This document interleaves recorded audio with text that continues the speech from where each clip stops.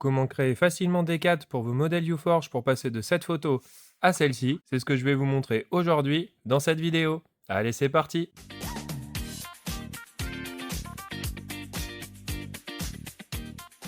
Bonjour à tous et bienvenue sur Origo 3D. Donc aujourd'hui, je vais vous montrer comment créer facilement un cadre dans le logiciel de UForge. Donc ça se passe ici. Vous avez le No Border ici, l'option, juste vous cliquez dessus et en fait, vous allez pouvoir créer un cadre ici de 4 mm de largeur et de 4 mm d'épaisseur. Cette largeur-là, forcément, on peut la diminuer. Donc là, si je passe à 2, on se rend compte qu'on a quelque chose de beaucoup plus fin. Et à l'inverse, si je passe sur du 10 mm, on va avoir des bordures qui vont être très très larges. Donc là, vous le voyez visuellement, et ça peut vous aider à savoir à peu près la valeur que vous pouvez choisir. Donc là, je repars sur de 2 mm pour ce premier essai. On a effectivement aussi la même chose sur l'épaisseur de la bordure. Donc l'épaisseur, là, elle est par défaut à 4. Si je passe à 2, vous voyez que c'est beaucoup plus fin. Et à l'inverse, si je passe sur de 10 mm, là, ça va être une bordure qui va être énorme. Voilà. Donc là, vous pouvez le voir assez visuellement dans le logiciel ce que ça change pour l'adapter à vos modèles en particulier. Donc bien évidemment, vous pouvez faire aussi une bordure qui va être très fine. Par exemple, vous pouvez le faire à une hauteur donnée dans votre modèle. Donc là, mon image, moi, elle fait 2 mm maximum. Si je mets une bordure de 0,4, en fait, je vais être dans ma couche de noir.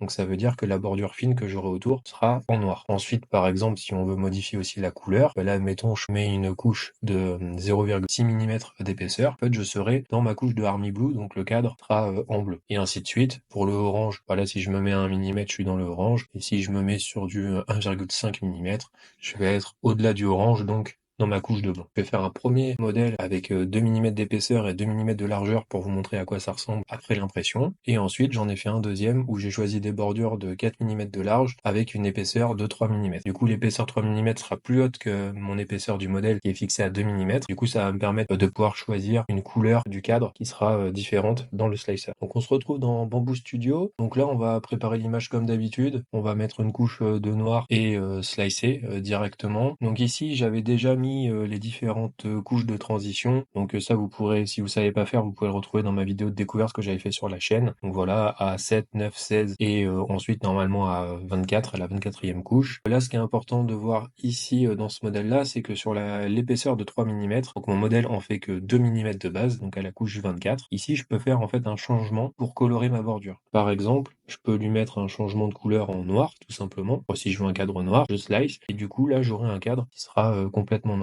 Je peux bien évidemment choisir une autre couleur, ici, par exemple du orange, et si je slice, vous allez le voir tout de suite, on va avoir du coup cette fois-ci le cadre orange. Forcément, si vous voulez utiliser une autre couleur, vous pouvez juste ajouter du jaune, faire un changement sur un filament jaune, évidemment, et slicer tout simplement. On peut avoir ce genre de résultat. Donc moi, j'ai imprimé les deux modèles que je vous ai montrés précédemment, et on va regarder tout de suite à quoi ça ressemble après les impressions. Ok, donc on se retrouve après la vidéo. Donc là, vous avez l'image normale, celle faite avec l'épaisseur de 2 mm, et là 3 mm avec une autre couleur. Donc là, écoutez, sur la première image, rien de particulier, hein. Je pense que vous avez l'habitude de voir ce type d'impression. Donc on voit bien le relief ici sur la caméra. Ensuite, donc on a fait un petit bord, donc vraiment 2 mm d'épaisseur pour pas dépasser la hauteur maximale du blanc qu'il y avait sur l'image. Donc là, je pense que vous pouvez le voir un petit peu aussi sur la vidéo. Voilà, c'est vraiment pas très épais. Juste ce qu'il faut en fait pour faire le contour de l'image. Ça permet vraiment d'avoir déjà un cadre qui est plutôt sympa. Là, j'avais fait des bords fins. Et ici, du coup, c'est le dernier cadre, donc avec des bords un petit peu plus épais.